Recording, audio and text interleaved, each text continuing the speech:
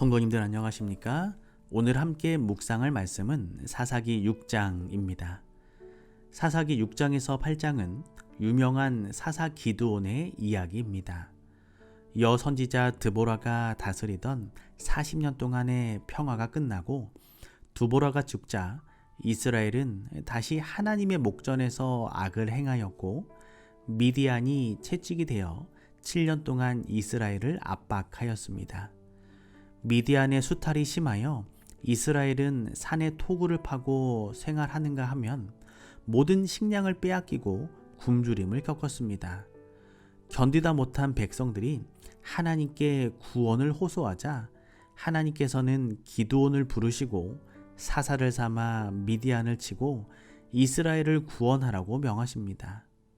그러나 기드온은 백성들을 구원하는 큰 일을 하기 전에 먼저 자기 집안의 우상 숭배부터 청산해야 할 필요가 있었습니다.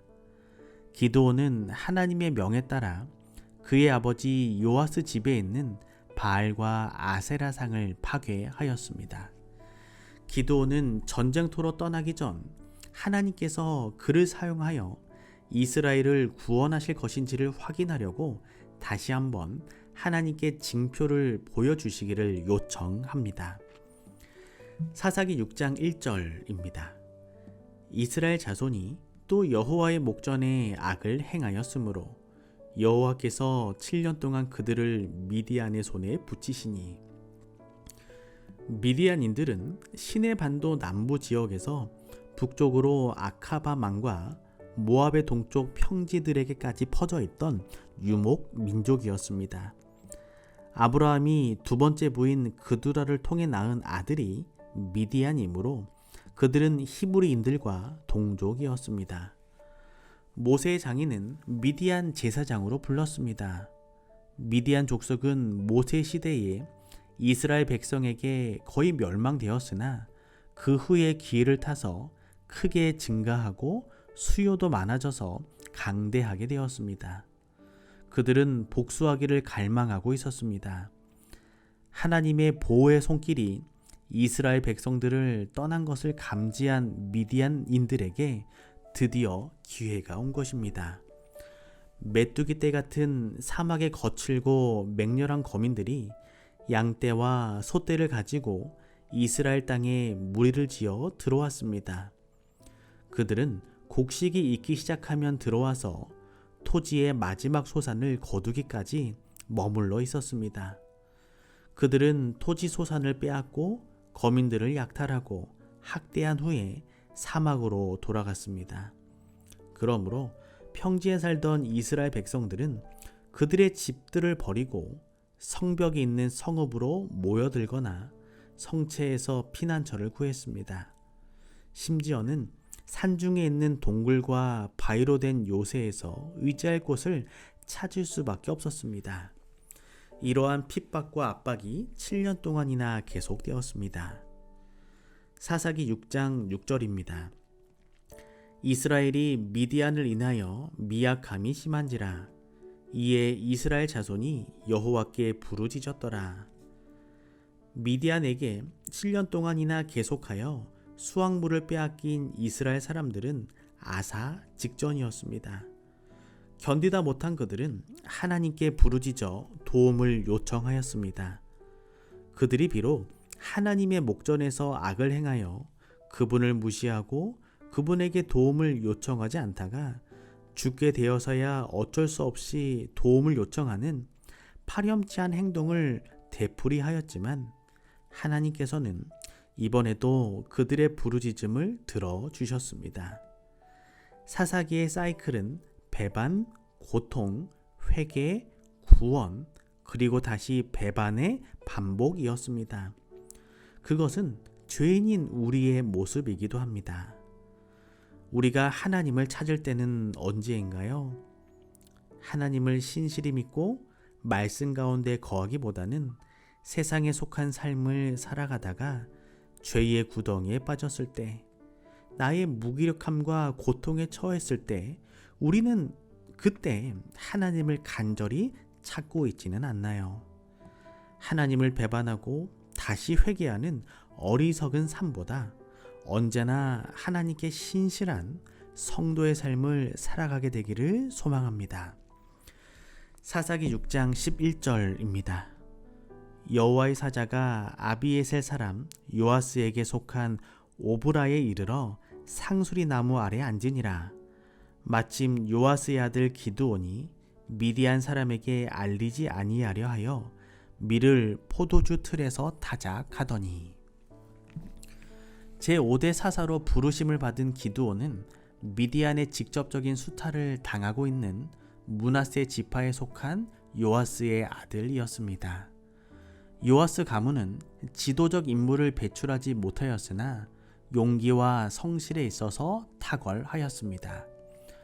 요아스의 용감한 아들들은 후에 기드온을 제외하고는 모두 미디안 사람과의 싸움에서 죽었습니다.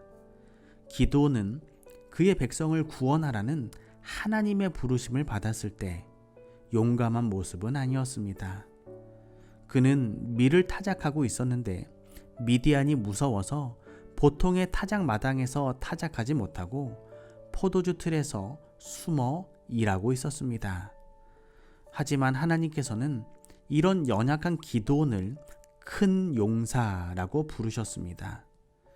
그는 시리에 빠진 젊은이였지 큰 용사가 아니었습니다.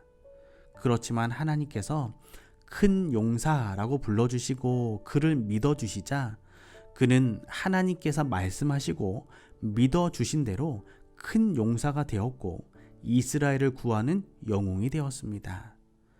오늘날 하나님께서는 우리를 향하여 큰 용사라고 불러주십니다.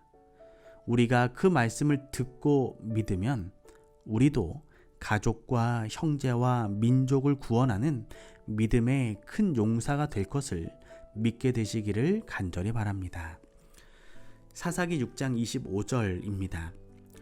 또 이 견고한 성 위에 내 하나님 여호와를 위하여 규례대로 한 단을 쌓고 그 둘째 수소를 취하여 내가 찍은 아세라 나무로 번제를 드릴지니라. 기드온의 아버지 요아스는 그가 사는 오브라의 바알신을 위하여 거대한 제단을 쌓았으며 그 성읍 백성들은 거기서 예배하였습니다. 기드온은 이 제단을 회파하고 바알에게 제물을 불살라 드리던 그 반석 위에 여호와의 단을 세우고 하나님께 희생 제물을 드리라는 명령을 받았습니다. 하나님께 제물을 드리는 일은 제사장들에게 위임되었고 실로의 제단에서만 드리도록 제한되었습니다. 그러나 지금은 특별한 경우였습니다. 기드온은 그의 백성의 원수와 싸우러 나아가기 전에 먼저 우상 숭배에 대하여 전쟁을 선언해야 했습니다. 하나님께서는 마음의 우상이 가득한 사람을 사용하실 수 없으십니다. 오늘 우리 마음속의 우상을 다 내어버리게 되시기를 바랍니다. 사사기 6장 33절입니다. 때에 미디안 사람과 아말렉 사람과 동방 사람들이 다 모여 요단을 건너와서 이스라엘 골짜기에 진을 친지라. 바닷가에 모래같이 많은 적군을 보면서 기드온은 하나님께 다시 한번 표징을 보여주시기를 원했습니다. 기드온은 하나님께서 이 사업을 위하여 자기를 부르시고 자기와 함께 하시리라는 보다 더 분명한 증거 없이는 군대에 설 수 없었습니다. 그만큼 상황은 긴급하고 절망적이었습니다. 기드온은 주께서 이미 말씀하신 같이 내 손으로 이스라엘을 구원하려 하시거든 보소서 내가 양털 한 뭉치를 타작마당에 두리니 이슬이 양털에만 있고 사면 땅은 마르면 주께서 이미 말씀하신 같이 내 손으로 이스라엘을 구원하실 줄 내가 알겠나이다 라고 기도했습니다. 아침에 본즉 양털은 젖었고 땅은 말랐습니다. 그러나 양털은 대기 중에 있을 때에 자연히 습기를 흡수하므로 이 시험은 결정적이 될 수 없으리라는 의심이 일어났습니다. 그러므로 기드온은 그의 신중함이 하나님께 불쾌히 여기심이 되지 않도록 간청하면서 그 표징이 반대로 진행되도록 다시 한번 하나님께 간청하였습니다. 하나님께서는 즉각 그의 요구를 허락하셨습니다. 그리하여 확신과 용기를 얻은 기드온은 군대를 이끌고 미디안의 군대를 향하여 담대히 앞으로 나아갔습니다. 하나님은 오늘날 우리에게도 용기를 주시길 원하시는 분입니다. 때로는 우리가 무리한 요구를 하더라도 하나님은 기도의 응답을 주시는 분입니다. 우리가 믿는 그 하나님을 우리가 오늘도 신실히 믿으며 하나님의 명령과 말씀에 순종하는 귀한 삶이 되기를 소망합니다. 오늘은 김홍성 집사님 가정을 위하여 기도합니다. 사랑의 하나님, 김홍성 집사님과 동행하여 주시고 우리 삶의 현장에서 용사로 부르시는 하나님의 음성에 반응하는 삶을 살게 하여 주시옵소서. 때로는 하나님의 명령이 불합리하게 보일지라도 기도원 같은 믿음을 허락하여 주시고 하나님의 일을 이루는 축복된 삶을 살게 하여 주시옵소서.